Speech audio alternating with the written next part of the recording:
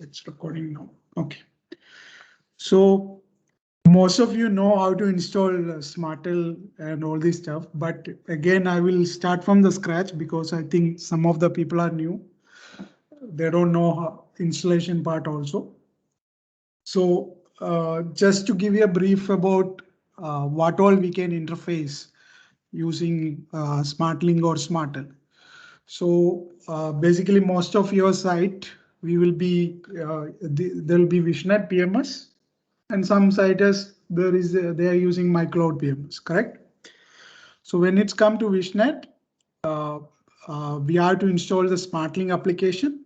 Then the SmartLink application will be communicate with all the third-party solution like PABX, Wi-Fi system, HSIA, IPTV, door lock, SMS, even other product like Activish or Tushe also using SmartLink for Opera interface.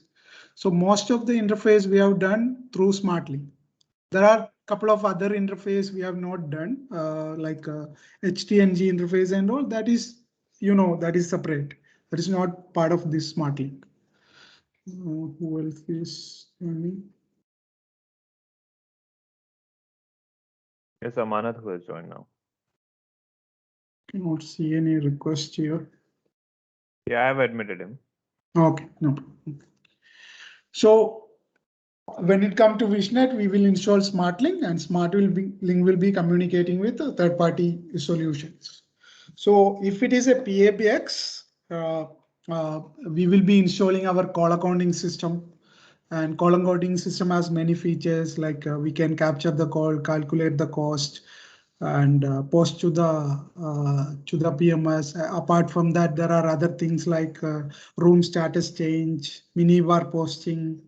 All this stuff can be done through many interfaces, third-party interfaces. So SmartLink or SmartL application, basically both are same, but SmartLink, if you install SmartLink, there will not be a call accounting system part of it. But if you install SmartL, there will be a call accounting system part of it. That is the difference between SmartLink and SmartL, basically.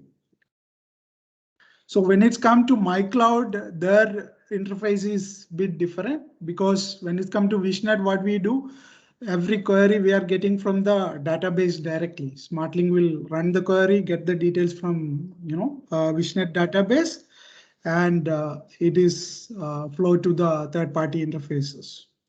But when it comes to MyCloud, since it's a cloud-based application, we cannot directly connect to the database. So they have an API available in MyCloud. So we have a service developed for this one to communicate with the MyCloud PMS API. So this service will call MyCloud PMS API and get the details. Then it will pass to SmartLink. Then the SmartLink will pass the information to the third-party solution. That is basically the flow of the application. So as I said, apart from MyCloud and Vishnet, Activish is using the same interfaces for SMS or other things. And Tushe also using for SMS and interfacing with third-party PMS also. So these are the scenarios we come up where we install the SmartL application. So I will directly go and start from the installation part. So I have a machine ready here. In between, if you have any questions, just ask. So we'll proceed with that. So we have a setup file will be there. So SmartL installer will be there. So when you open the installer folder, you can see the two files, interface and main. This is the one we need to install basically. So the first thing is we have to install the main application. Just double click.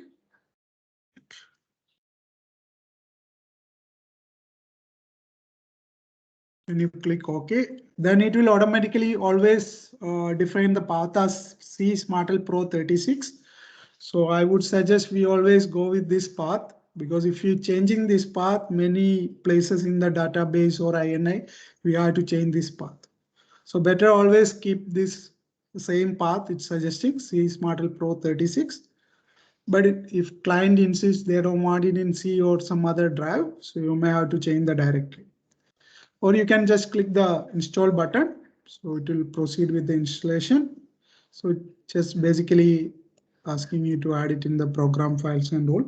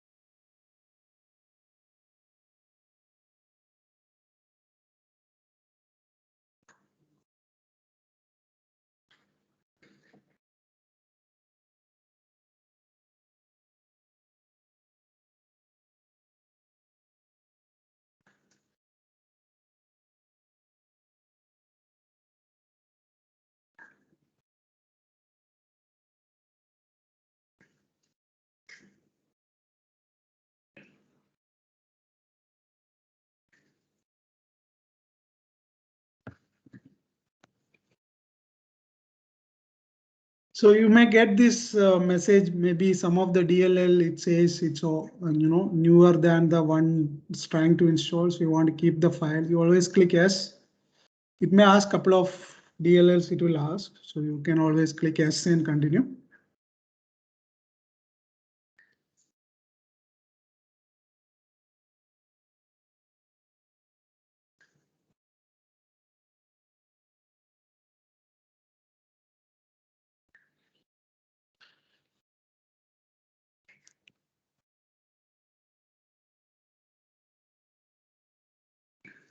So finally, you'll get a message that setup has been completed successfully.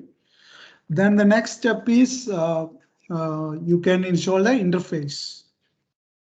So same thing, you double click on the setup and click OK. Same path you define, just click OK, continue.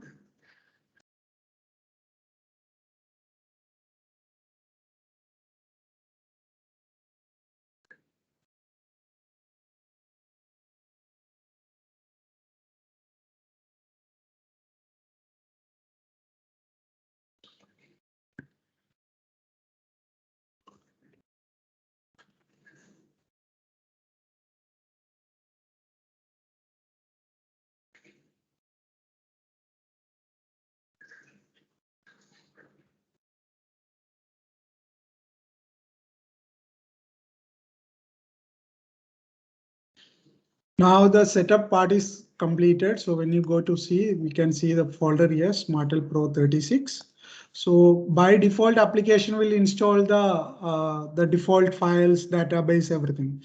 So we have a separate set of that the front end. So we have to copy that front end. So I have a separate set of front end here. So I just take all the files from that front end.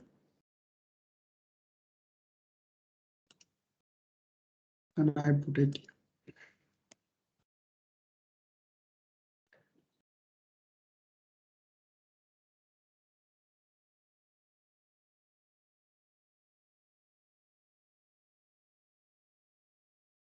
Sarun, while this is copying, one question. Mm. The reason behind copying this, I believe we should. It's for achieving the similar kind of devices which is in use by our existing customers, right? See, most of the time, what we do, it will be, we have a full set which is updated with the latest message and everything. Okay. But some situation, what happens, we may did some custom changes at the, outlet. For example, by default, we may sending first name and last name. So one customer is asking, okay, I don't want the first name and last name. I want the full name. So what we do, we go directly to the site and do that configuration there. In that case, what happens if the machine is crashed or something happens, when we put the newest one, we have to do all this exercise again. So whenever you do any modification at site, better take a backup of, there's only one file, dev says. So take the backup of that file and keep it with you. So this is more or less when there is a crash and we are recovering it. But my question was that if one customer uses a NEC exchange or something else, and we want to achieve the similar kind of setup because my another customer where I'm doing it from the scratch uses the same model, same exchange or something, then in that case also we can do this activity. Am I correct? Yes. So, okay. So I believe this is understood by all who are looking at this process at the very first time. They may not have a question that why we are overriding the front end. Yeah, because installer will put the old exe everything. So we have to always to be updated. So we have updated front end. So we are just copying that updated front end and overwriting it. Okay. Now the first thing is you may have you can see there is a folder called MDB plus. So usually our all the database is MS Access. It's not SQL or anything. It's just if you go to the database folder, you can see this all MS Access. So for this one, if you ask a client to install Office on this machine, so it will be difficult for them only to, to install Office to run this application and all. So if you want to change anything in the database level, so we can basically this one, you can select this MDB plus and you can double click.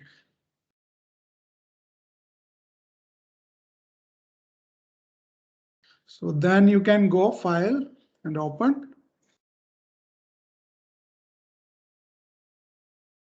And the first thing is we have to update the property details on the PABX MDB file. There's a MDB called PABX MDB. So we'll select that one. Then it is registered with a work group basically. So the password will be defined to a system MDB, not individual MDB. So we'll select the system MDB and we'll put the user ID and password. I can share with you the user ID and password. To this session, I will share. Some of you may already know this one. Then you select tables to open. Here it will show you all the tables. So here there's a table called company. So we have to select that table. So basically we have to update the company name, okay, company address, and we have to update the company state and company country. This much details we need for generating the license. Plus we need to know the machine name, whatever this PC name. So we need to get that also. So once you got these details like computer name plus the company state, company country, and the company name, so we can generate the license. So I believe you already have the license application installed somewhere, right? You are generating it. Yes. Okay. So once you generate the license, you can see this is the information we take, hotel name, company state, company country, and when the installation, when the license start, when the license expire. Number of devices means, for example, if you want to interface with Wishnet with only with a PABX. So we need one device for Wishnet and one device for PABX, 2 devices. So there's no harm, you can put out by default 10. I don't think anybody use more than 10 devices. Then the PC name, then you choose the product, you will generate the license. So it will be the key. There will be 10 keys, it will be getting generated. So there is a license file is here. You can see there's a license file with the key.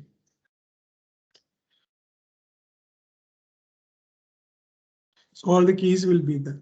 So now to update the license, so there is an application here, Smarter License Update.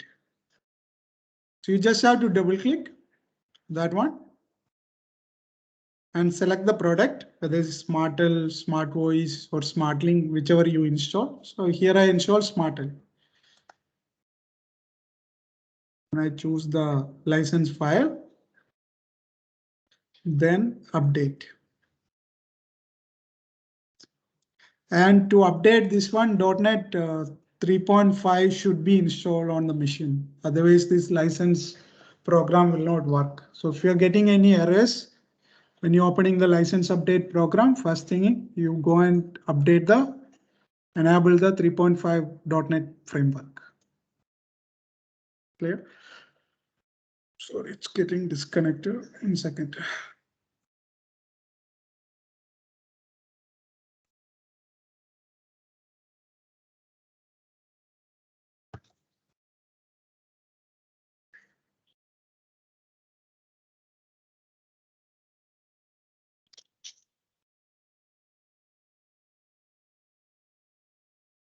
So now the license is updated. So now we can open the program.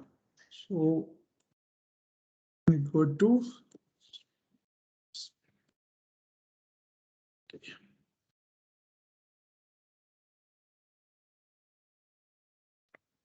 So there will be a couple of EXEs will be generated here. So the shortcuts. So you can copy this shortcut and put it in the machine. So basically this info link and alert, we don't use it now. So we can ignore it. So we can delete it. So these are the programs probably we use for installation. One is the interface program and one is the SmartL manager where we configure everything, message and everything. And there's something called operator assistant. This, if somebody is using the call accounting system, and you can put this program in the front office computers and all, so they can search the call details using this one operator assistant. So they can see the incoming call, outgoing call details, everything from that console. Next, there is a CDR interface. CDR is basically call detail recording. So some PABX use a protocol to give the call details. Some won't use any protocol. They just dump the file using a communication method like serial or a TCP/IP or a file method. They will dump. So in that case, we will use this interface to capture the call details, only to capture the call details. It depends on the PABX model.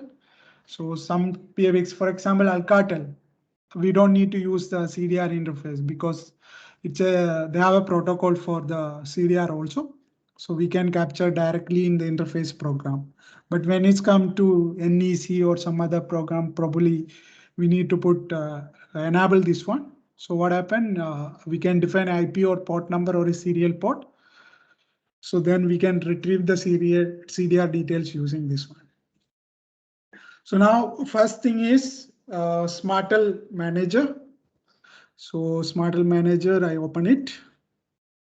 It is asking for a password. So there is an administrator password, so you can always use that one.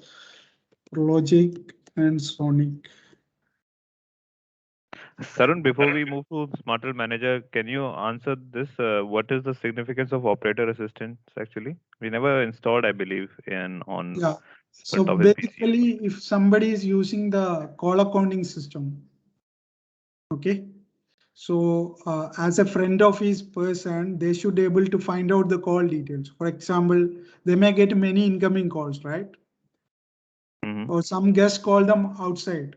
Some guests, for example, I'm staying in a room. I called outside from the room extension, but the other party didn't pick up. Okay. But after some time, the other party called back the hotel number only, right? They don't get a direct room number. So when they call, I got a missed call from this number, then they can look it into this program and find out from where the call comes. And if they want, they can connect. Okay, so basically it will display all the date, extension, dial number, duration, what charges, everything will be there. Also, they can look at for the charges. For example, if you have extension 100, if they call a number called 05 starting with get the charge, it will show you the charges basically. What will be the charge? It works like lookups, call lookups. Yeah. Yes. Charge lookup, and you can see code lookup also there. So it will show you different codes configured in the system. Then we can use this for testing also. Sometimes we can also interface SmartL with any PMS. For example, a hotel like Marriott or something, they don't use our PMS and all this stuff. But we can install our application there, interfacing with Opera and the PABX or the other solutions. So basically, we can interface with most of the PABX. So we have installed a lot of places interfacing with Opera. So they're not using any of other solution, just the call accounting solution interfacing with Opera. Also, we can interface with Protel also. So like that also we do many installations here. I don't know India any site we interface with Opera and did it. We have few. So we can do here that also. The competitors are like Tiger, FCS and all is there. So they are the competitors in this one. So many of the hotel, if you see most of the hotel, they use Tiger or FCS. So we can replace that solution also with using ours. So that is a basic function of this one operator assistant. And when we are doing, sometimes we want to test something without connecting the PMS. For example, I want to see how the check-in works in a PABX. So I can check in from here and see how it's updating there without enabling the PMS. So we use sometimes this for check-in, check-out, opening the line, closing line, wake up call and all. We can test using this SmartL operator assistant also. Okay. Clear? Is it clear? Yeah, thanks. So now when it comes to SmartL Manager, so there are, you can see there are many functions are there. So if you go to, let's say we are going to interface with a PABX system with Wishnet. Assume just we are going to do that. So the first thing we have to do is we have to find out what is the PABX, correct? So they will provide you a model number and all these details. So you go here, there is something called device model. So go to device model and you see that PABX, they are saying it's available there or not. For example, take an example of Alcatel. So Alcatel itself have different models. So if you have any doubt with which model to use, you can always consult with us. We'll tell you which model to use. But the important thing is whenever there is an installation, so you need to find out what PABX model they use. Okay, then we can check the compatibility with SmartL. If the PABX model is not there, still we are developing interface with a lot of PABX and other stuff. So you need to get the interface documentation from that PABX model. Then we can look into adding that device in the SmartL basically. So now I'm going to interface with the Alcatel Omni PCX Enterprise. Let's see. It's a PABX. So there is a device code. This is important. This we have to define in the INI. Before going to that one, when you go to interface communication, it will show you what kind of method it uses. So it's using TCP/IP. So you can see we have many other method, HTTP, database access, DLL, file, GSM modem. So many methods are there for the communication. So, but most of them nowadays use TCP/IP, and rarely, if it is old PABX, they may using a serial port. So if they are using a serial port, we need to find out the baud rate, all this stuff also. So now it's a serial. Hi, Yes. Sarun. Is it possible if a device can have multiple type of communication, TCP and serial both, or TCP/IP Yes, or some other also? We can have. Okay. But most of the cases, it will be single communication. So most of the third-party system, they use only one method to communicate. Now, when you go to configuration, there are many settings defined here. So you don't need to change anything here, basically. But there is one important thing is we have to find out what is the ICM settings. So the ICM is basically interface communication settings. So this is where we define the communication details of this device. Okay, so now the first thing is I go to the SmartL Pro 36 folder. So I'm going to interface with Wishnet and the Alcatel PABX. So the thing I do is I go to the PMSI first. Okay, so now here we have to define the property ID. Okay, so for example, the property ID is Asia. Okay, so this and all basically won't create any issues, but you can leave it. We are not using this other property ID you see here. So it's always pick the first one, property ID 01. So there are chances we can interface this with multiple property also. For example, if you install a Vishnet in a multi-property system, then we can define the second property also here, third property also here. So that can also be done, but most of the cases we use one property, so we define the property ID. If we are interfacing with Opera and all, this does not relevant. You can give anything, it does not matter actually. Now there are few other settings. We don't need to do anything here. Now the first section you see, there is a devices section is here. Let me go down. I will delete all this stuff. Our devices section. Okay, so basically you have to define how many number of devices are there. Okay, so for here I'm going to interface with 2 devices. So I have device 1 and device 2. This device 1 I'll delete. Here I have to define first device I'm going to define as the Alcatel. So what I do is I go here, go to general. So I got the device code from here. I just copy and I put the device code here, Alcatel. Now second device is we have to communicate with Vishnet, right? So Vishnet, I'll go here and device page. And I go to Vishnet. So you can see Vishnet, there are many devices are there. Okay. Most of the interface you can do through the PABX version 4.6. That is the latest one. And if it is a multi-property, you have to use the multi-property one. Or there are other interface mechanism also there. For example, door lock, we may have to use a separate device.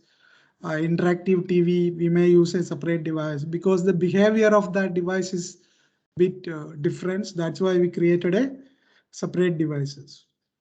So if they are using IPTV and door lock, then we have to define over there 4. Yeah, we need to 1, 2, 3 devices plus other 3 devices, total 6 devices. Okay, so I select this one, PABX version 4.6.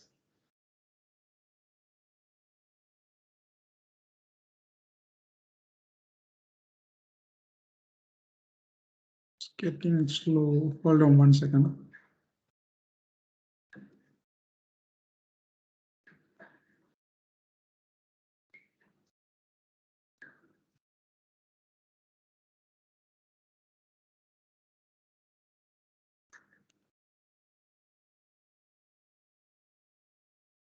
So I select this device. When you go to interface communication, Vishnet will always communicate using database.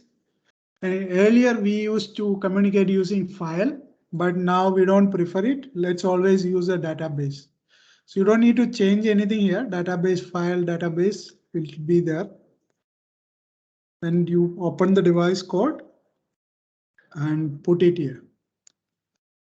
If you are using Vishnet devices, we need to add the SQL string also here from which message to call. Basically, if you define the device number as 2, you have to put it as 2 here. SQL2, and it has a message from where the message has to come. Okay, and what device code to be used. So if you have devices interface communication method, you can see there is an option to enable the interfaces.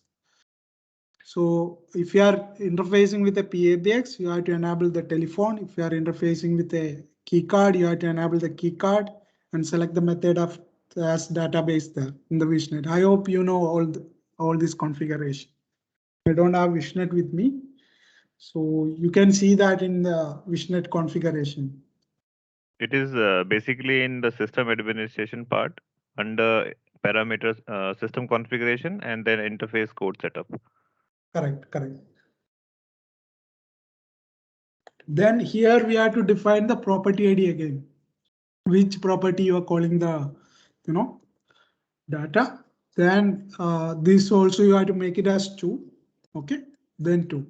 Now let's say we want to interface with another product also.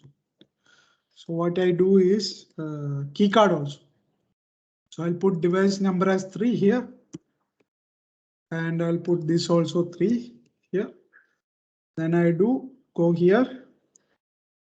Okay, I'll say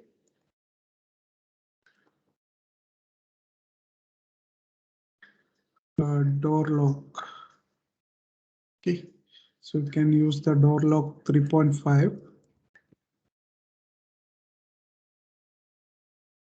So I put the device as door lock. Now we have to put the same string here. Device 3, and this you have to change to 3. This we have to change to 3. Okay. Then instead of here tell, we will change to key. Okay, so then it will take the message for the key card. So far it's clear.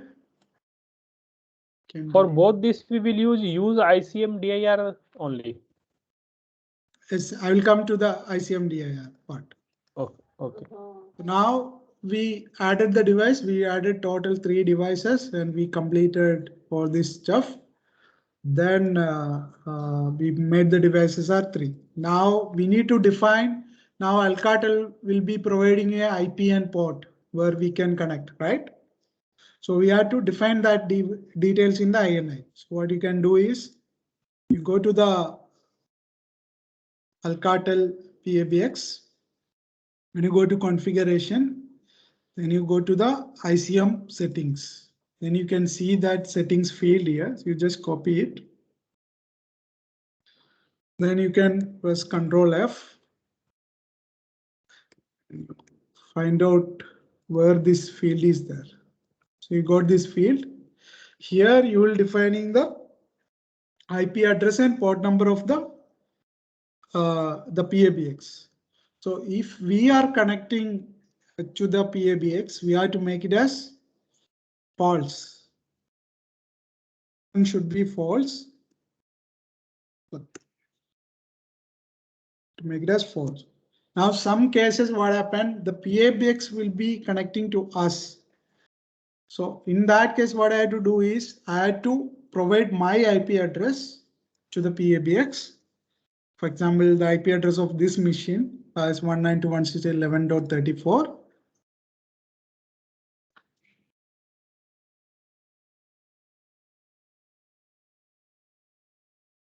And you can define any port number you wish to add. Only thing is that should be open in your firewall, in the Windows firewall, and if there is any third-party firewall in between, that has to be open in that firewall. That's it. Is it clear? Now defining the details. Why we have used this PABX TCP2? We can because we have only one. Yeah, we can. It has to use PABX TCP only basically. So because the code is PABX TCP only. Okay. Okay. So we can use the upper one also, no? Yeah, yes. This one only we need to use. What is defined in the device messages, ICM settings, that only you have to use it. Correct? Okay. Okay. So I'm asking these things. Did you understand? Listen, true, false. Yeah, listen means if PABX is sending the string to us or we are sending the string, who is sending the string? Yeah. So that who's is connecting to whom? Or That is. Yeah. So we are connecting to them. It has to be make as false. If they are connecting us, you have to make it as true. Then you have to provide the local IP here and the port number you can define. So then you can provide these details to the PABX vendor to connect us. Most of the PABX we will be connecting us, but when it's connect to HSIA or IPTV and all, they will be asking the port number from us. So in that case, we have to define it here. So now I define, now we have to define the Wishnet device details, right? So I go to Wishnet. Here also there is a ICM settings, right? It's PMS settings. I go here. PMS settings. So you go to the PMS settings here. So here we have to define the IP address, sorry, the instance name or IP comma port, whichever it will work. Okay. Then the OPM one, if there is a password, you have to put the password. Database always should be PalmDB. Okay. See, this all communication you can put it, but sometimes what will happen, SQL OLEDB may not be connecting, then it will use the MSD SQL. So everywhere you put it the same instance name, basically. Maybe it is not connecting properly. So we can use that one. So only thing is you need to define the instance IP or port or the instance name slash the sorry, computer name slash the instance name you have to put it.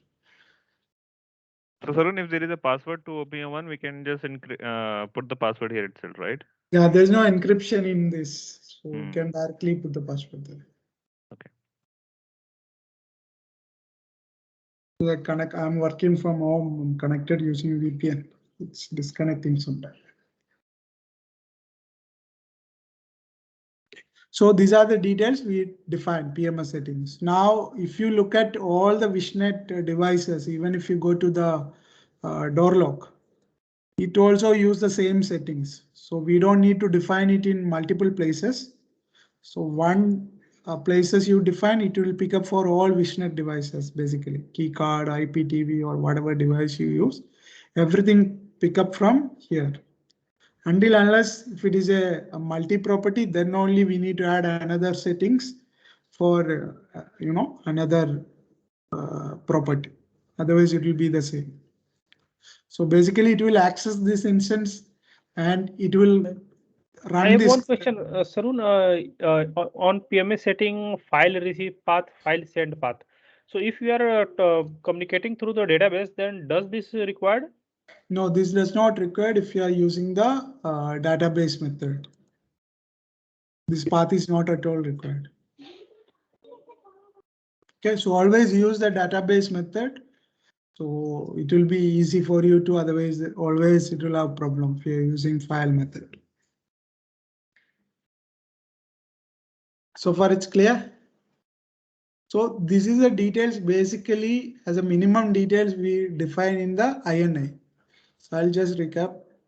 So one is a property ID here. Then we define how many number of devices are in total, 3. Then we put the first device code, second device code. If it is a Wishnet device, then we have to add this SQL string here with the correct device code and correct property ID. Then we define the settings.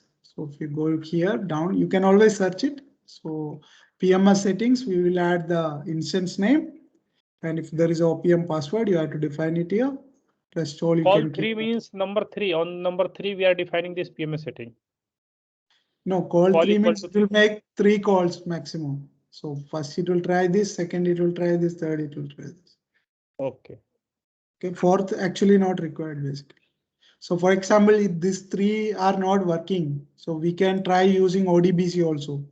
In that case, what you can do is you can put this as first.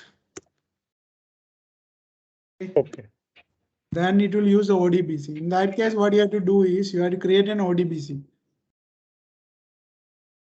Okay, so you go to ODBC and create the ODBC in the name of PMSDB. DSN. We follow the same standard everywhere. So you note down the DSN defined here. So select that define and you create an ODBC first and make sure the communication is happening with the database.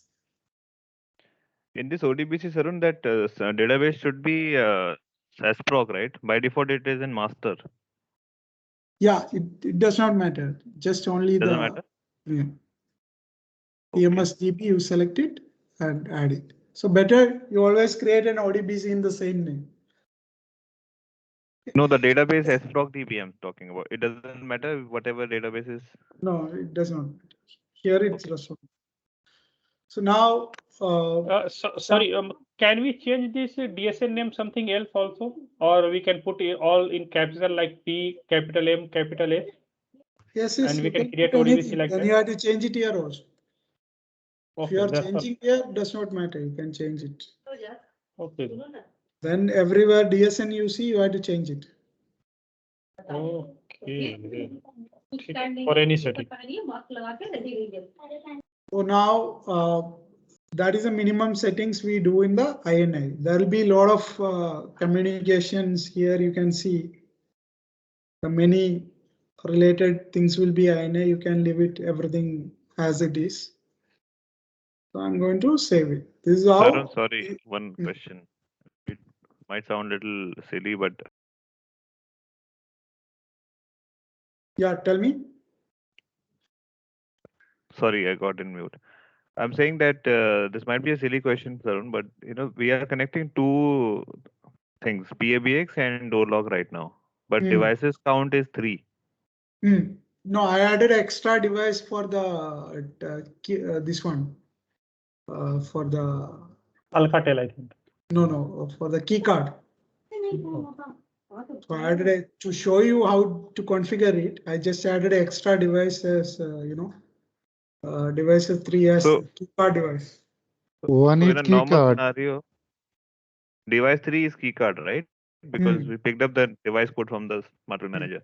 But is this the right? I mean, there would be another device which will be added, or 3 devices are required only? No, see, for example, if you are, what is your requirement? For example, question- on a site, let me give you an example site. Okay, so you got a site where they have PABX. They bought the call accounting system from us, so they want to interface with the PABX. Another thing is they have a keycard system. They want to interface that also, and they have an IPTV system.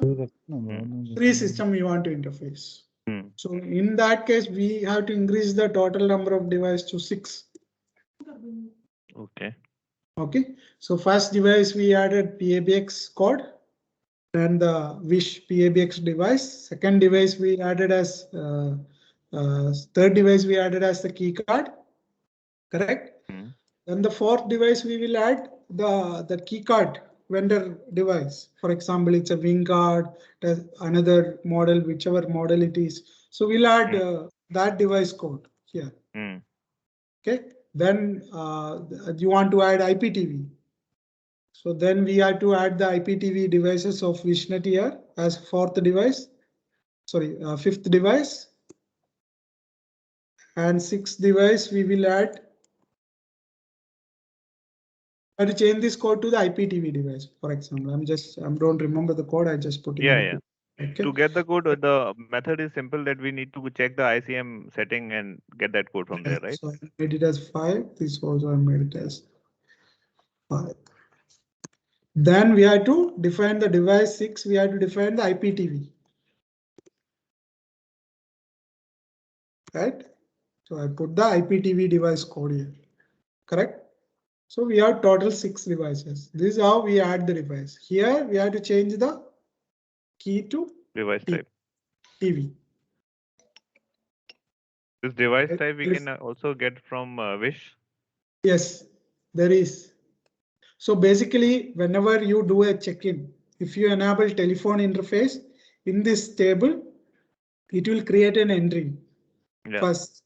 So it won't create all the information. It will start with, if it is a check-in, it will start with a string called A. Okay, A, then following some extension number, all this stuff will be there. What SmartLink is doing is every 5 seconds, I think, it will run this query. Select star from hotel.all smart interface where device type is telephone and the property ID is this one. These queries keep on running. Okay, so once it got that details, it will either delete that details from that table, or sometimes we mark it as there is a field processed. We mark it as Y. Okay. Then what it does is we will get the basic details from that string. It's put it in the database. For example, we'll get the room number, we'll get the guest ID. Okay, so using this one, Smartle will run another query. Okay, so for example, you want to get all the details of the guest, like you want to get the mobile number, email address, all this stuff. So we'll run another query to get that details. Then once we got that details, we will convert that details to a understandable for the other device language, whether it's keycard or a FIDM or Opera or whichever device. So we'll convert it in their format and send to that device. That is what is happening. It's clear. Right. So when you enable telephone, so we always picking the telephone only from there. But when you enable key, so each check-in 2 entry will create. One is for telephone, one is for key. So if you enable all three, there will be 3 strings will be generating in this table, smart interface table. One is for the telephone, one is for the key, one is for the T. Now, some cases, what happens, we don't need multiple devices. For example, if it is in HSIA, okay, so and you have a PABX, so both can be used from the telephone. HSIA and PABS, we can use the telephone code and get the details. So we don't need to add another 2 devices of Wishnet. So in Yeah, that that is case, one where the- transaction will be sufficient. Yeah, One that is device why the we can question. respect. That is why the doubt actually, because we are connecting one PMS, and you said that Wish front office 4x is suitable for connecting Wish. So if it is not a HSI one, if it is a normal one, then in that case we have to define 3 devices separately for connecting Wish. Actually, what happened, Dinesh? If you look at the key card we have separate. It's a different manner because most of the key card they don't need check-in details and all. Some key card. So when you cut a key only, you need information to be passed to them from Wishnet. That's why sometimes we use the key card. And IPTV also, they don't need DB sync IPTV. We should not sync the data to a TV devices. So the DB sync will not work from our end, basically. They have to request, then only we will do the DB sync. So there are difference between each devices.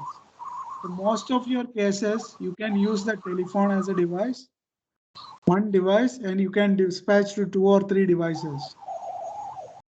Some cases, some particular PABX, some particular key card, some particular IPTV only to use a separate device.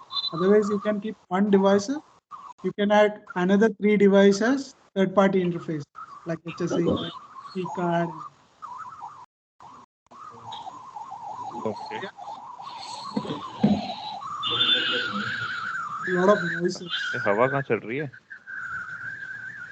Vipin mute करना एक बार अपने आप. ये पंचाल जी कहीं बगीचे में बैठे हुए लग रहा है.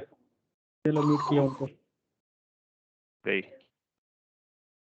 So see, Sarun, why I'm actually asking this question, because there is a dependency of getting a device code from Dubai team.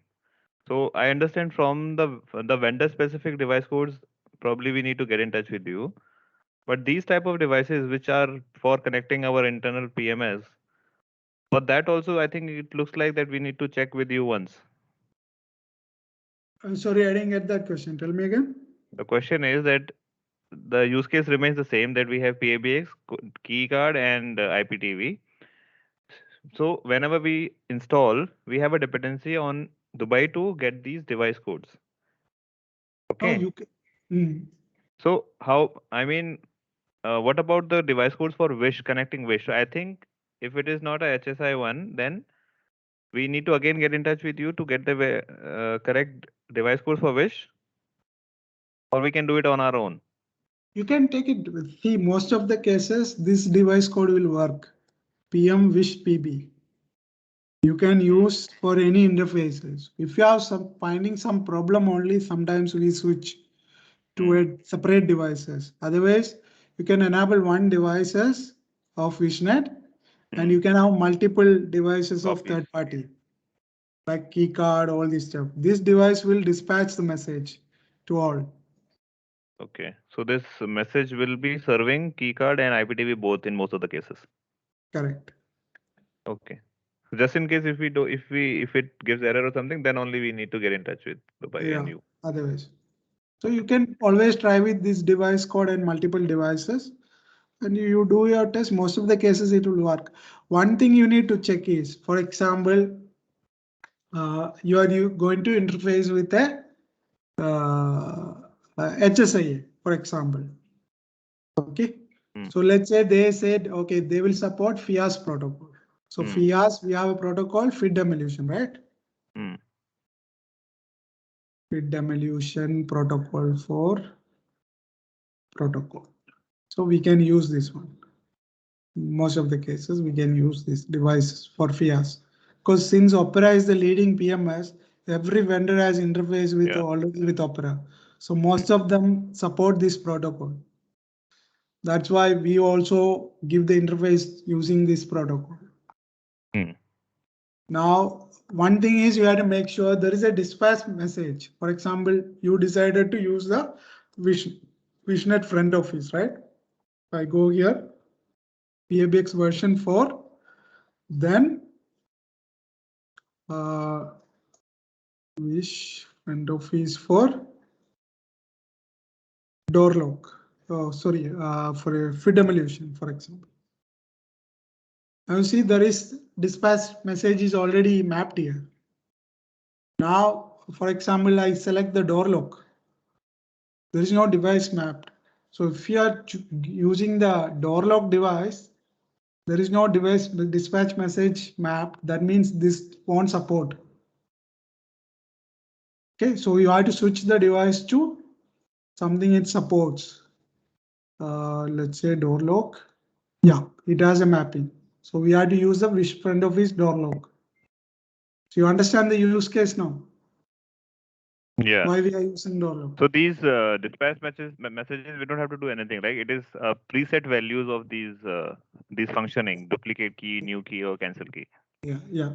We don't have to change this at all, right? You don't have to change, but when you are using a from to device, make sure there is a dispatch message is mapped. If there is no dispatch message is mapped, that means that both device cannot communicate. Okay. And that's why we, there are separate devices, separate devices for some interfaces. So this is how you find out basically. So would you also show us maybe later also that where these codes are mapped 640, 645 in the device model itself? Yes, we will show that also. You will show us, right? Okay. Right. So now we done the basic configuration. So what we do is I will disable this Wish front office. What happens is if you go to Wish front office, if you enable, it will hang. The database is not accessible. It will hang for some time. So I just put another device, feed emulation, and I made test devices 2. Okay, just to test it.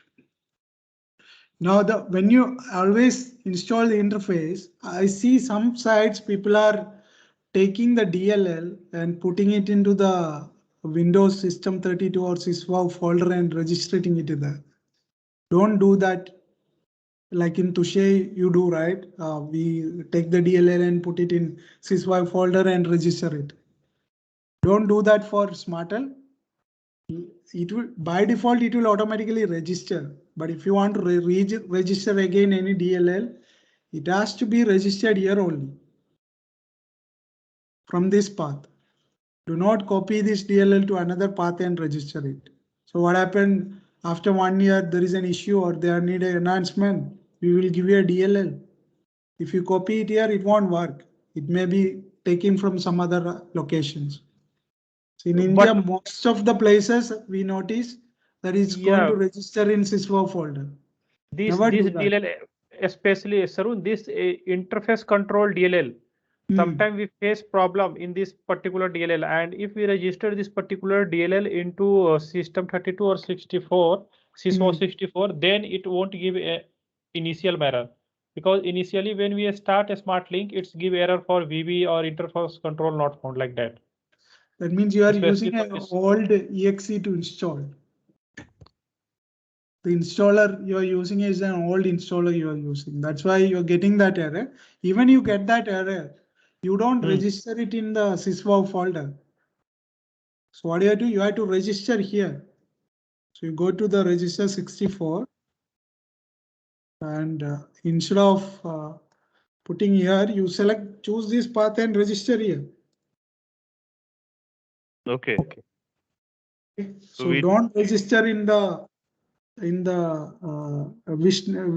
Windows folder and register it. So always register in this path only. So tomorrow if you replace, it will work. Otherwise it will not work. Okay. Then we have to find out where it is. The thing is, Sarun, because there is a habit of doing it for Tushe, right? We copy everything in Syswow or System32. So maybe in, Yeah. yeah. So never do that once. You always register from here. Okay. Like this. You put it everyone this path and you save this file and register it. But Sarun, this one question regarding this only. You have shown us one message while installing that. Do you want to keep the file or not? And you said yes. Yes.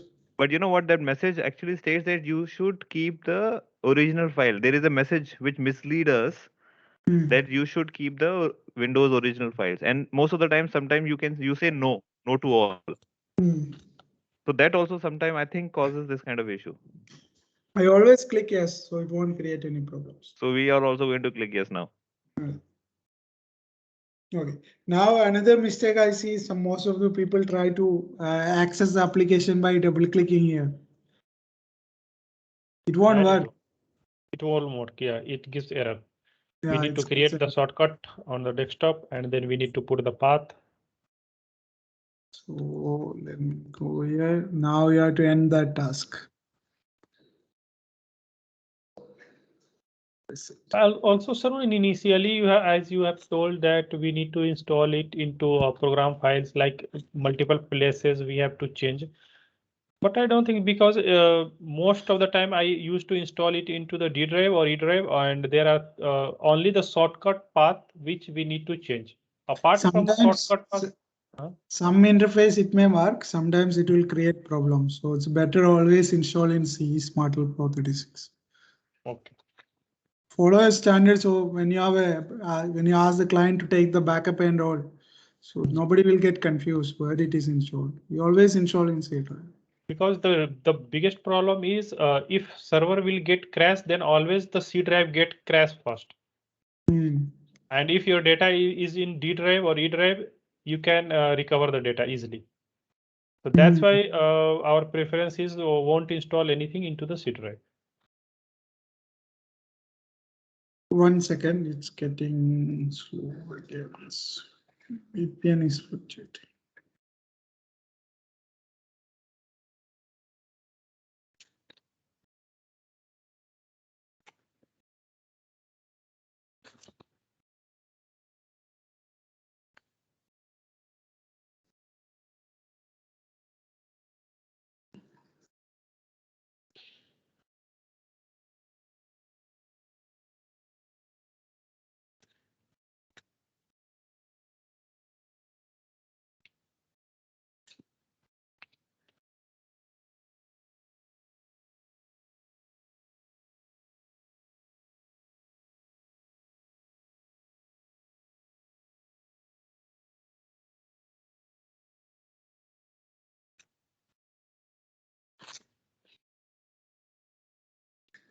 So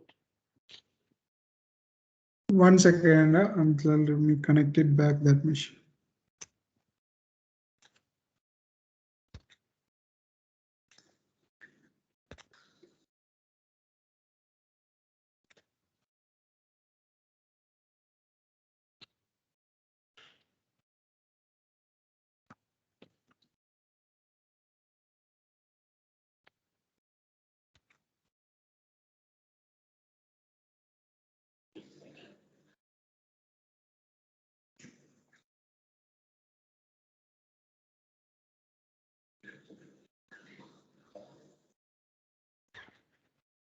Sorry, you are going to cover the diagnosis part today or tomorrow? Diagnosis part we'll cover tomorrow. Okay. Today I will show you the color coding part, what setup we done for the color coding. It's not connecting.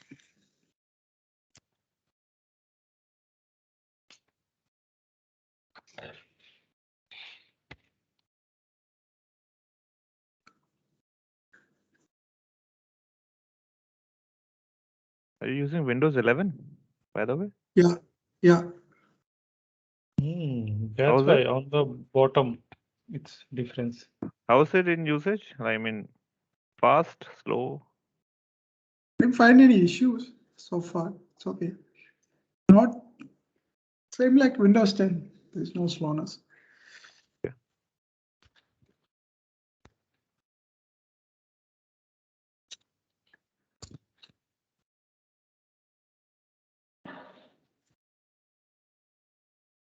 Have you tried an APK on this? Installing APK? That is not yet released, that version. Oh, I see.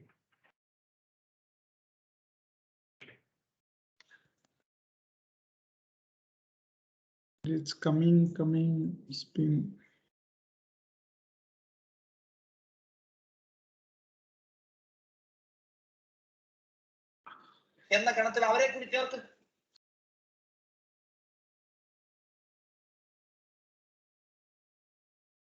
Let me try some alternative method to connect. Oh, just give me 2 minutes, okay?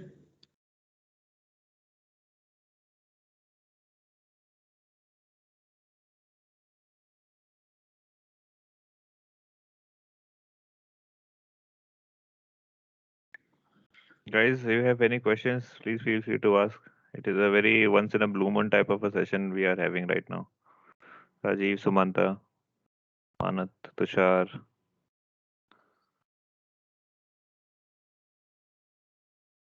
Everyone who is keeping mum.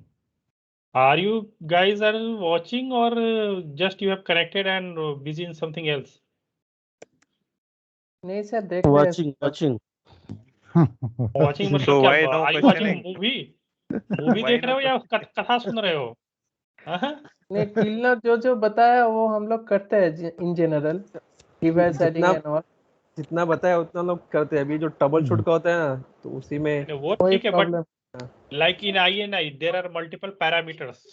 किसी हाँ को sir कुछ question आया नहीं कि वो parameter किस लिए ये पैरामीटर किस लिए है?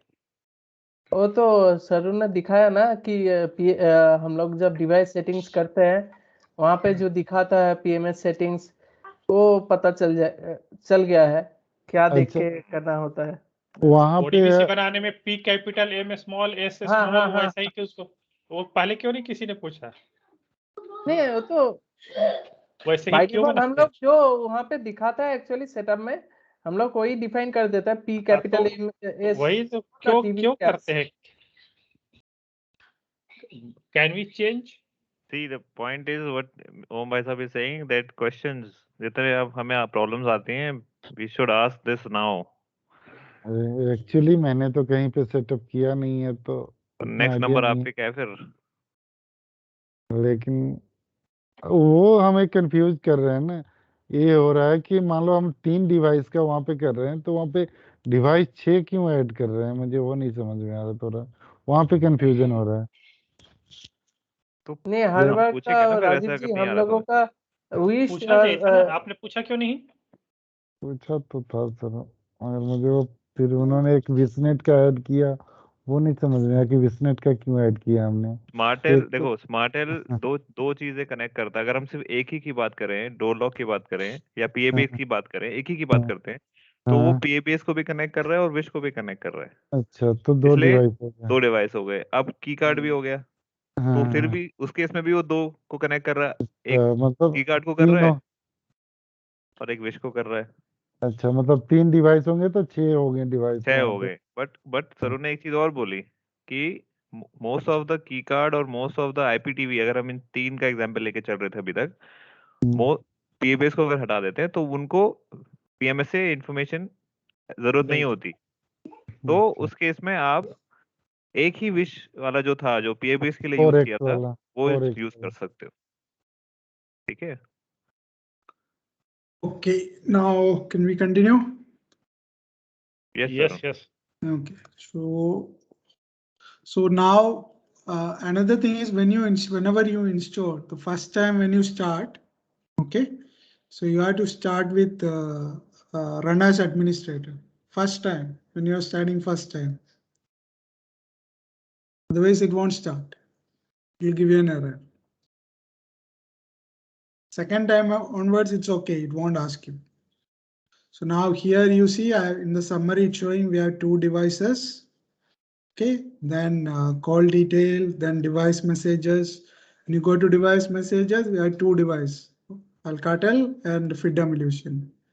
So one is seeing, waiting for the connection, and the other also waiting for the connection. That means this we have defined that, to communicate with our application. Come on the So- first tab, summary tab. Yeah. When we do the installation, sometimes here it's show false record. So can we do it 0? And if Yeah. yes, from where? Yeah, we can clear the logs whenever we do an installation. We have to Mhm. clear all the logs first. I'll show you how it is. Okay. Okay. So now see there is a light blinking here, error message. That means there may be a problem. Okay. So now I go to the alert message here. Getting a problem to connect this.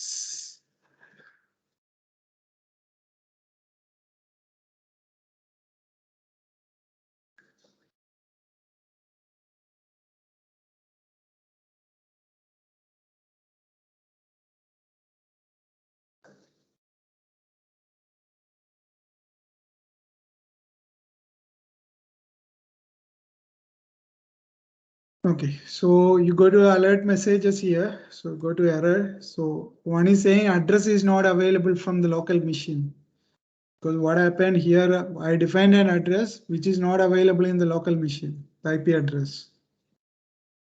Because I define as the listen is true. That means somebody has to connect us. But I define IP which is not assigned for this machine. That's why you are getting that kind of error. But here I'm not getting because I defined the default loopback IP address. So I'm not getting the error. But here I got that error. And it will show you from the error is from which device and all these details. Now, another important thing is, so you may always get, there is a message that database is full. Yes, database will full and sometimes database is corrupt. And always we have to, if the database size is more than 5 MB or 6 MB, we have to replace this devbuff and devlog. Or up to, it has a limitation of 1 gigabyte. So it can go up to 1 GB. No, but after 10 MB, it's starting creating problem. No, it never. After 10 MB, will not. So why it is the size is going high is, so there is, if you go to the INI, there is a section called day end. You have to make sure this made it as true. Auto day end true. And we need to define the time also at what time it will do the day. Yeah, so you can define that one. Otherwise, So, if your day end is enabled, so this Mhm. will be grayed out here in the bottom. So what happened? It will purge the logs or buffer every day. So it never goes size big and get it corrupted or all this stuff. So all the installation make this as a standard, make it as true always. So otherwise, this is after some very time, you important. may get this kind of calls. And We this get just a these calls. second. This auto day end at 2 means around 2 AM it will do the day end of this particular interface. Yeah, So at this time, if any posting will come, what will happen? it will happen immediately. Okay. Or we can set it up after a mutual discussion with the IT manager or someone, no? Yeah, it won't make any difference basically, but put it always not that busy time in case there is any delay. Because this maximum size reached issue comes very frequent, right? Hmm. So yeah, the end can do. So now I exit the interface because this interface has to be run always. So exit also there is a password is there. So always you have to enter the password to exit, or you have to go to task manager and end task. Now never run the interface 2 times. Okay. So now some cases what happened, the issue is happening. There is a 2 instances running of the interface. How does it happen? Basically, if there is a 2 user logged in simultaneously, there is a chance from both it is running. So that will create a lot of issues. So you always advise the customer to use one single ID. Okay, to this one. So what is happening when the application create, it will always put it in the startup. Okay, so if you go to run and shell comma.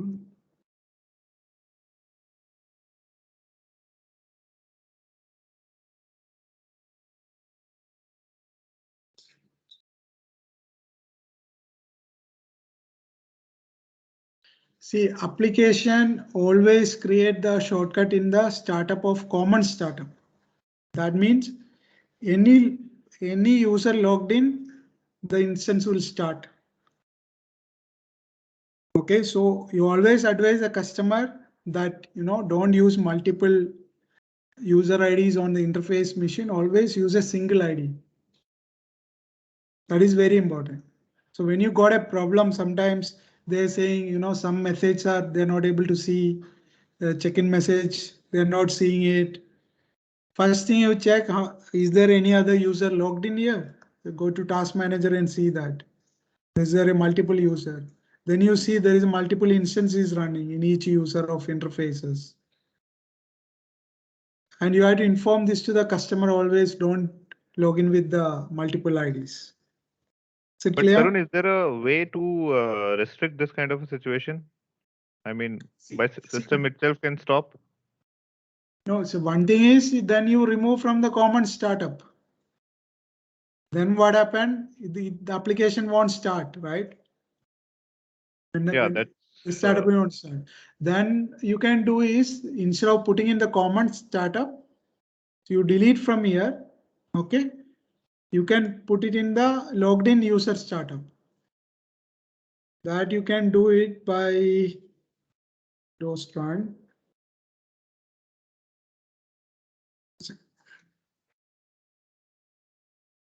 Instead of common, if you put just startup, it will open the startup of that particular user logged in. You delete from the common startup and you put it in the startup of the user who logged in. so whoever is logged in, only for that it will start up automatically. Yeah. So I No, think this is that better. particular user, yeah. Only one user you can put it. So this you have to be a bit careful when you are doing the installation. If especially you say don't use it. If they are saying no, I want to use it for some other purpose, all this stuff they are saying, then you tell them to do this.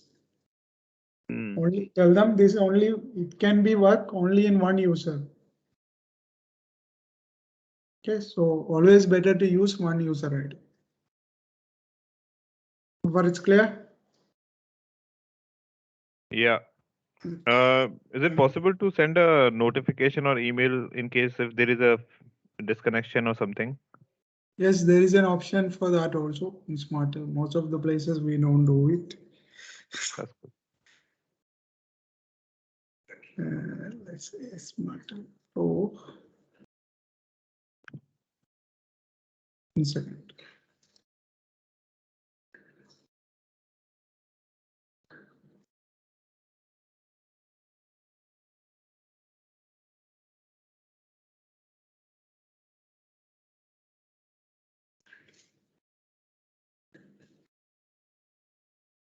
Because everyone is working home, everybody is connected to office for the call. It's getting slow, very slow.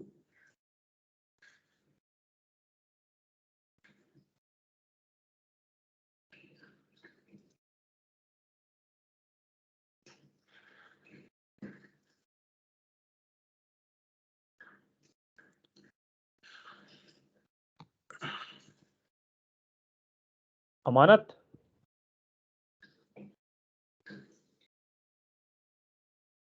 हाँ ओम जी। वो Rajiv Jha Radisson अटारिया blue अटारिया है ट्रिया है कौन सा वाला? Radisson Blu atria ये कहाँ पे है हाँ। ये? एट्रिया। हाँ तो वहाँ पे कोई न्यू आईटी मैनेजर है join Rajiv Jha he tell ये बेंगलोर का कोई तो है, यहाँ ये नया कोई बेंगलोर में है। actually he received the license file and now he is confused so I have वो guided भी। so हाँ। point of sale back office and updated and he was asking for the at your wish अच्छा। how to update into at your wish Okay, now apart from this ठीक है। other keycard, all other interfaces, we can work as a call accounting system, proper call accounting system, right? So if somebody want to use as a call accounting system, what you have to do is we have to define the extension number, rates, all this stuff. So how to do it? So first thing is we have the categories here. Basically, here you don't need to make any changes. So where is administration? Then one is the hotel, correct? So hotel, the difference is we will post each call to the PMS and this one. So now under this category, we can have multiple departments basically. So when you go to department, by default, there will be so many departments will be there. So you can modify it or you can have define your own departments basically. So you see there are many departments. So first thing is we will link with a category. For example, guest. We linked with hotel category and we can have multiple rate codes. Rate code is where we defined what kind of calculation to be done for the call rates. Then post to PMS, you can make it as default. So if you want to add a new department, what you can do is you go to the last line. You give a code here. Okay. Then you give the department name. Then you choose whether it is hotel or administration. it should be only numeric. Can we put numeric or it Yes, should you be can only put alpha? numeric also. Can put numeric also. Then you have to define a rate code, admin pulse, duration. We can have different rate code. We'll go through the rate codes. Then post to PMS always put it as default. And print bill now, then you save it. This is how you define a department. So if you want to delete a department, what you have to do is you have to just, sorry, let me get this. So then you save it. Just click this.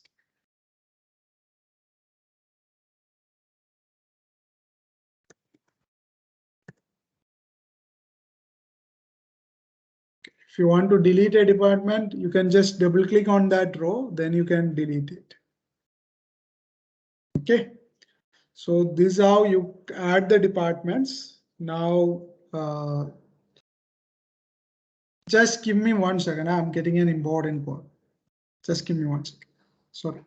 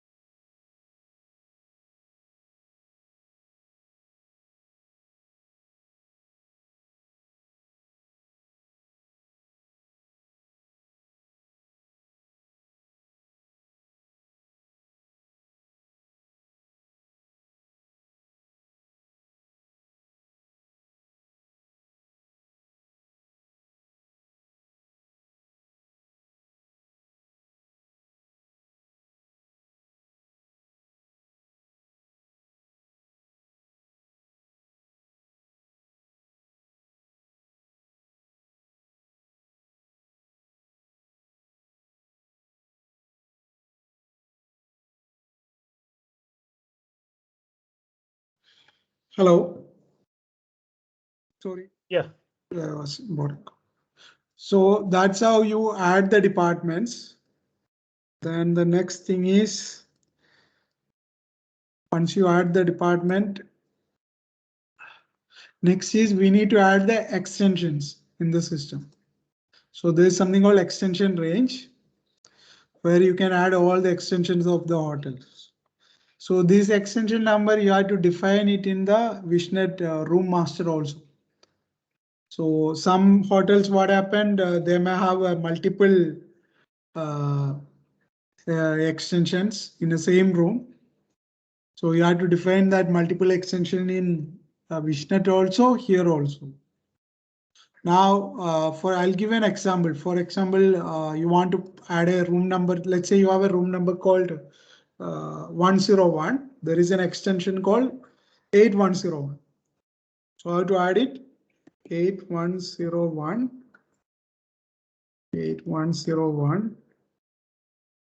Then you choose the department here. Guest. Then you put the room number. Then you click update. This is how you add an extension. Now, one by one adding is difficult. So you can use the fill option also. So there is a fill option. So this is important. Everybody should learn it, how to add it. So for example, you can define the from extension. For example, from let's say 9th floor, I have 15 rooms. So 9012 to 915 is my room number. And all the extensions start with the prefix 8, let's say. So I put my room number, extension number, I put it as 8901 to 8915. This is in the 9th floor, let's say. And I put guest, and I put the room number as 915, room step 1. Now, one shot, I can add the entire extension for that floor. So it will be behind this one. Now I want to add it for 7th floor. So 7th floor is starting from 87012 to 8715.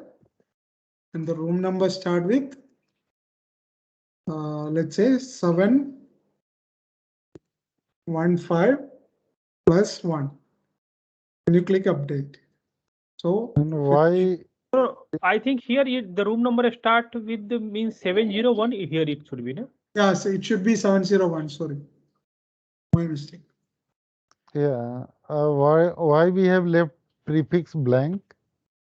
Prefix. If you want, you column? can put a prefix. But here I don't need to put a prefix. I defined here already 8701. Okay. Okay, so like this also you can add the extensions easily. So you don't Means need to we add have one to by put one. extension number over here, and then room number from here. Yeah, the starting number of a room, then you put the plus 1 Yeah. and you add the extensions. Otherwise, we can also put room number over in from and to and prefix in first column. Yes, correct. Like that also you can do. Again, you have to put the room number here also. Yeah. Okay, so this is how you add the extension. If it is a admin extension, you can define a name. You can leave the room number blank. For example, this is an admin extension. 503 is admin extension. It will not have a room number. But if you want to put the name, for example, this is used by the FC. So you can put his name and update. Once you update, you save it. So entire record will get saved. Now you want to delete some extension, double click, remove the line. Like that you have to delete it. Is it clear? Extension master is clear? Yes. Okay. So now next step is you added the department, your category is there, department is there, extension is added, right? Now, usually most of the countries will have 3 kind of codes. One is the local codes, one is the national code, one is the international code, right? So, Alright. for example, in Delhi, maybe a nearby area, if you will call it as local code. If you are calling out of Delhi, you call it as national code. For example, if you want to call in STD. Yeah, in India it's STD. Yeah, Mumbai or some other cities, it will go as a national code. Now another country you are calling, it is international code, right? So we have three options here: local code, national code, international code. So what you can do is, first thing is the local code. You go to local code. The by default database, it depends on from where you copy the front end. Okay. So if you have a local PABX MDB, which is configured with all the Indian rates, you can use that one basically. If you don't have, you have to start it from the scratch. So for example, let's say I click add here and I'll say, let's say in Delhi, all the local codes start with 1. I'm just giving an example. Okay. So I'll put it as local code. Let's 011. You can put local code 011. Yeah, 011. Yeah. Okay, so 011 local code, you put it, local code. Then you have to define here rates. So we can have multiple kind of rates. Basically, most of the places there will be a normal rate and a guest rate. Some places there will be a cheap rate. Cheap rate means your service provider will be charging you less for a certain period. For example, service providers will have peak time and non-peak time. For example, they will say after 10 night till morning, it's a non-peak time. That time, if you call, the call charges are less. Right? So if you want to configure, you can configure that way, or you can put just normal rate. Then you put the rate time. You can either put default. Default we always define as 1 minute. Okay. Or you can choose 1 minute also. You have different duration here. So you can choose 1 minute from here. Or you can choose default. Now you put the rate. What is the rate? For example, you are charging 2 rupees normal. Okay, I saved it. Now you want to add guest rate. Guest rate also I put default, but guest you want to charge 4 rupees.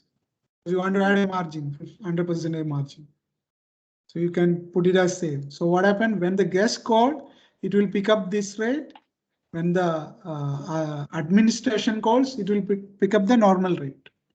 Then it can calculate the profit also. Understood? Yes. Understood. Okay, so Sorry, now, where is the currency we define in just in case if we are doing overseas installation? see, the basic thing is, one thing is if there is a decimal difference or something, you have to define the decimals in your computer, how many decimals it's required. Okay. That admin setting that we define in currency. Yeah, in the Windows also you have to define first in the Windows configuration, currency, symbol, all this stuff.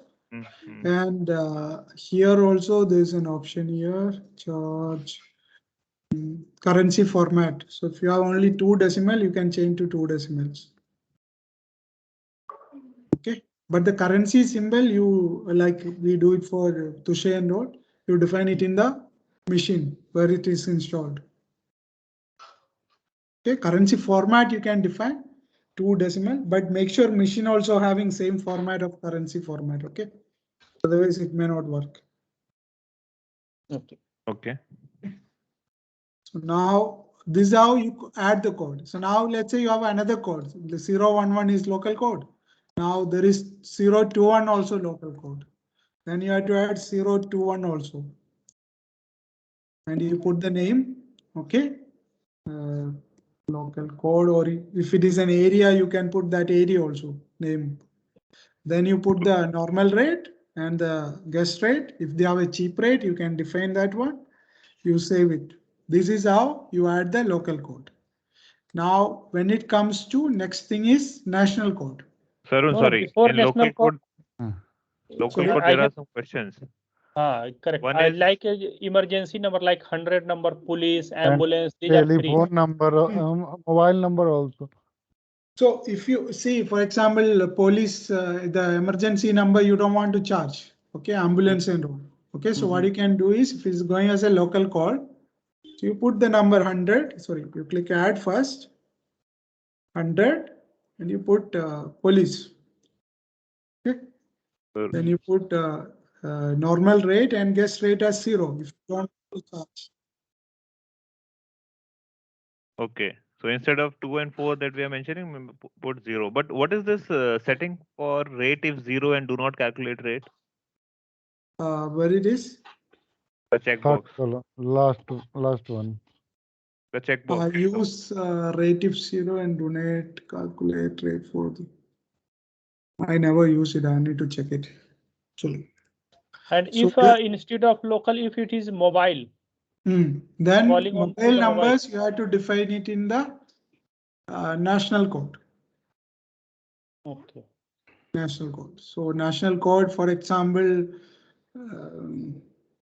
let's say 04. I think it's 04. Some maybe Mumbai. Okay. So you can put the name of that place. Then the same thing, you define the normal rate and guest rate and define the rates for that one. And Or for mobile also? Yeah, mobile also. You can put all the mobiles starting with 908, right? 9876 like that, right? 80 also. Nowadays it is 63 very, also, 64 also. it is difficult Zero. to recognize it is a national or local. So if it is a same rate, what you can do, another thing is basically you don't need to define anything. So you go to national code, just put it as other national code. Other national Yeah, that code. is what I was about Then to ask. That it will put a single charge. But if the customer is saying, okay, if I call Mumbai, it is a different rate. If I call Kerala, it is a different rate. Then you need to find out the code, define the rate accordingly. If entire India, if I call a landline, it's the same charge. If I call a mobile, it's the same charge per minute. Then you can define it as other. One single rate you can define. Understood? Yeah, so in case of India, for national and local, we can use other national and other local, but for ISD, we can have country-wise rates. Yes. But in India, landline to landline, it's charges. Yes, it is. It is based on the state or it's a common charge? I think now it's common. So now Airtel and other private operator, they are providing the connection GSM SIM with Wi-Fi. That is a telephone that you can dial anywhere in the India. I think only the government BSNL has different rate. So if there is a different rate, you have to differentiate accordingly. Otherwise, you can just put other. So other, what happen if they didn't find any other codes, it will always pick up the other rates. Okay. So now international code. So there is a international code is there. Here we define the international rates, basically normal rate, cheap rate, or guest rate. So you can basically do it from the MDB also. If you go to the PABX MDB, I'll tell you where it is. So one is area, country header, country detail. So we have two tables. One is country header. So where is country header? We define the code, country code. Okay, and the country name. Rest all the this is the location, latitude and longitude. So it does not matter basically. So only thing is important, country code and country name. So then next is the country details. What you can do is you can take this in Excel. This entire things you can take it in Excel, and you can define the rate. So there is a normal rate. N is the normal rate. C is the cheap rate, and another will be default, I think. And then C is the many rates will be. G also, guess rate. So you can update it and put it back here. Or you have to update manually. Here is the rate. D is the default rate time, 1 minute. By default, it is 1 minute. So you can always put D. So you can do it from the backend also. You can take it in Excel and copy, do the modification and paste it back.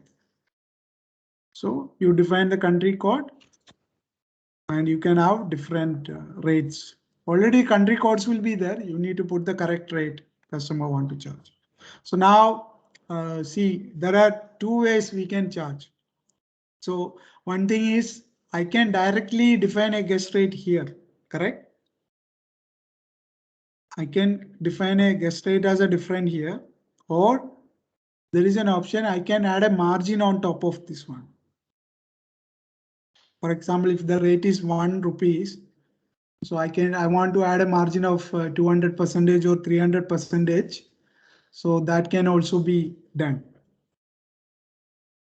So I'll show you how does it work. So if you remember, if you go to the extension range, we are linking it to a department, right? So this department is linking it to a rate code. Okay. For example, I will go and take the guest rate code. Okay. Guest is linked to guest duration, correct? Now I go to call, there is something called rate structure. When you go to rate structure, you can see guest duration, right? So this is the one using for the guest code. Now here I can define, so I have three type of call: international, national, local. So I can basically, we can have a different kind of rate structure in this one based on the date, based on the time. So basically most of the hotel, they will have a common rate for entire year, entire months. Okay. So what you can do is normal day. So we can create a day called normal day. There is an option to create a day type here. Charge code, where is it? Time. Season. Yeah, season here. Only this is a season. Time.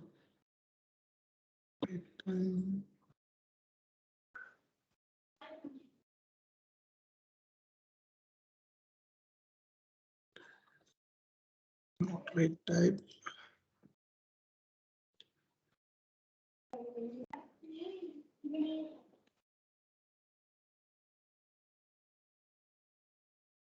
I think it's predefined. I think I need to see that.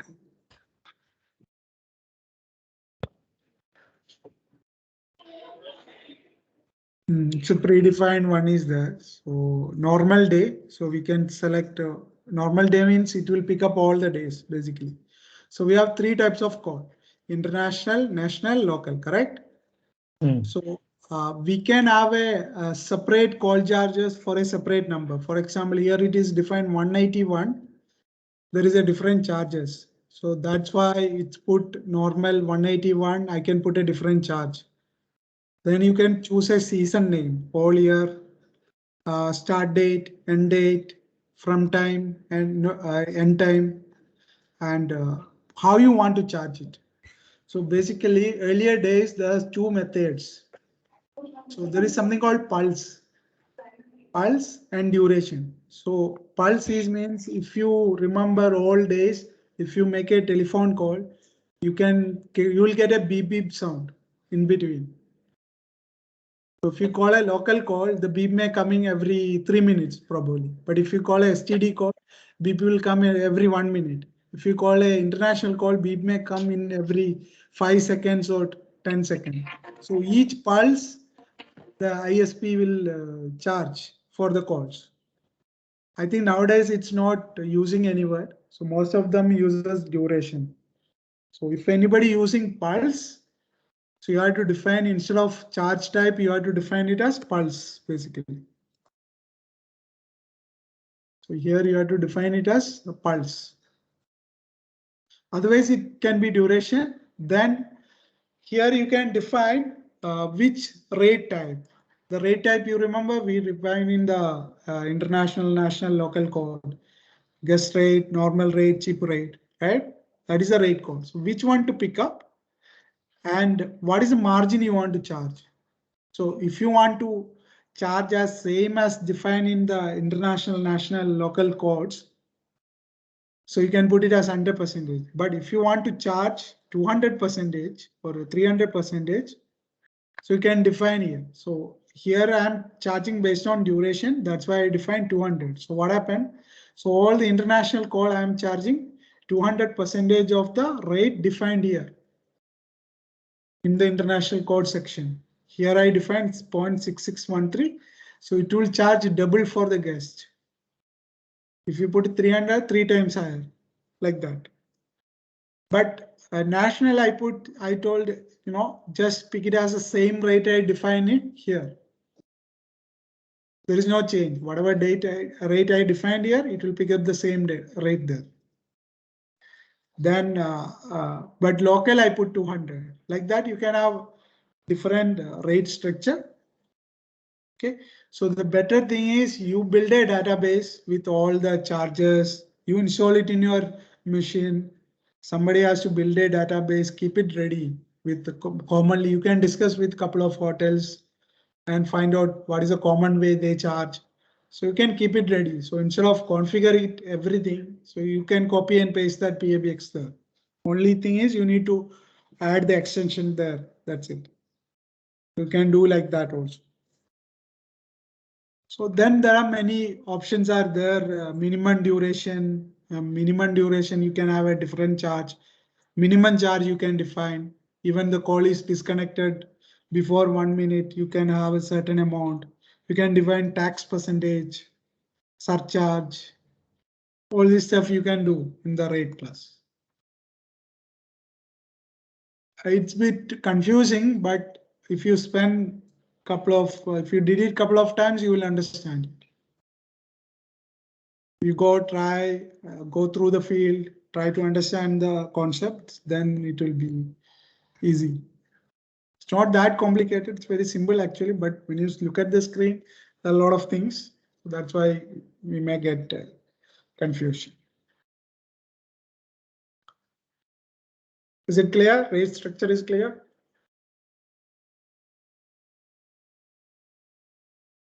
Hello. Hello, guys, is it clear? Any Yes. questions? Yes. Okay. Now there is another option also we can define. We can have rate class. Okay. So rate class means, for example, some customer, they will say, okay, if the customer call Asia, okay, you have a separate rate, one rate for entire Asian countries. They don't want you to charge based on each countries. Okay, so then you can define, okay, guest rate and rate time is 1 minute or default. Then you put, okay, 10 rupees per minute. Okay, Asia, like Middle East, they're different. So like they will say, okay, maybe it depends on the continents. Some of the customers say like that also. They don't want to define it in each country, the rates. They will charge based on some areas. For example, Russia, that area and all Kazakhstan, they'll say, okay, CSR countries, one rate, Europe, one rate, Middle East, one rate, Asia Pacific, one rate, so they'll give an area. So you can define different kind of rate classes here, first based on the details provided by the customer. Then what you can do is, then you can go to international code. Then you can link a rate class here. So for example, if I link the Asia rate here or a US rate here, can create multiple. What happened? It won't pick up this rate you defined here. It will pick it up from here. If somebody call US, it will use this rate class to calculate the rate. Understood? So it will be more easy. For example, we have installed in constants. So the constant does not want to charge based on each countries. They have provided a list of areas and different rates. So what we did is we go and define it in each country, the rate class. So based on that, it will pick up the rate. Clear? Yeah. Arun, if we can hold this session now, I think Everybody getting so- calls also. Yeah, no problem. So we will. Can we keep it? Two Can hours, we no keep this problem. session for 1.5 hours? Yes, tomorrow we'll keep it for 1.5 hours. Tomorrow we'll concentrate mainly on this one, troubleshooting stuff and Okay. okay. How to analyze the log, troubleshooting, how to modify the messages, all this stuff. And we'll is if there is anything that we should do in the device model section, just teach us that also, please. Sure, we'll do that. So we'll continue tomorrow, same time. And I will share the record after that 2 sessions. Okay. Okay. Thank you. Thank you, Sarun. Thank you. Sarun, for CAP server, when we are going Thank to you. CAP server. Wednesday. Wednesday. Yeah. Tomorrow morning I have other things. Okay. Okay.